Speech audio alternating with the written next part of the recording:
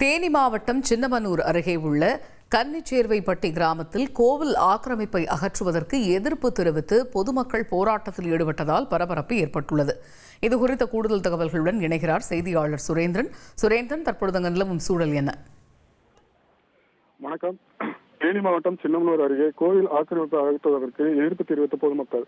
தேனி மாவட்டம் சின்னமனூர் அருகே உள்ள கன்னிச்சேர்வைப்பட்டி கிராமத்தில் சுமார் 5000க்கும் மேற்பட்ட பொதுமக்கள் வசித்து வருகின்றனர்.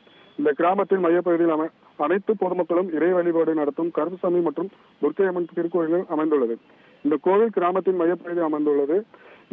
இந்த கோவிலுக்கு சுற்றியுள்ள குடிமக்கள் தேவையற்ற நபர்கள் உள்ளே செல்லாமல் இருப்பதற்காகவும் கோவில் பாதுகாப்பும் விதமாக கம்பி வேலி அமைக்கப்பட்டு பொதுமக்கள் பாதுகாப்பான முறையில் கோவிலுக்கு சென்று வர இறை வழிபாடு நடத்தி வருகின்றனர்.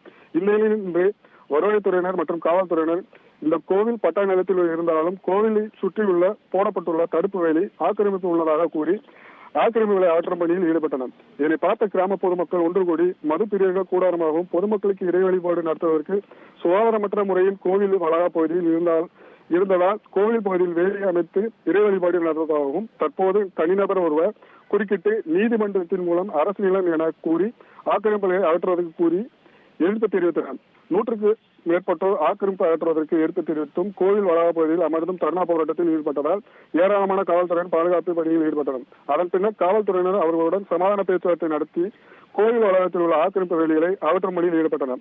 சுமார் 1 மணி நேரத்திற்கு மேலாக பொதுமக்கள் தொடர்ந்து கோவில் வளாகத்தில் தர்ணா போராட்டத்தில் ஈடுபட்டதால் அப்பகுதியில் பரபரப்பு ஏற்பட்டது. தகவல்களுக்கு நன்றி சுரேந்திரன்.